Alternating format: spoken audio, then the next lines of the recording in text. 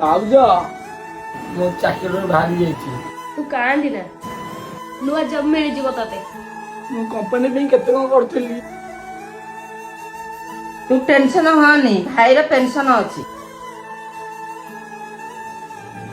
ଜାଣିଛୁ ନା ମୋ ପୁଅ କଣ ହେଲା?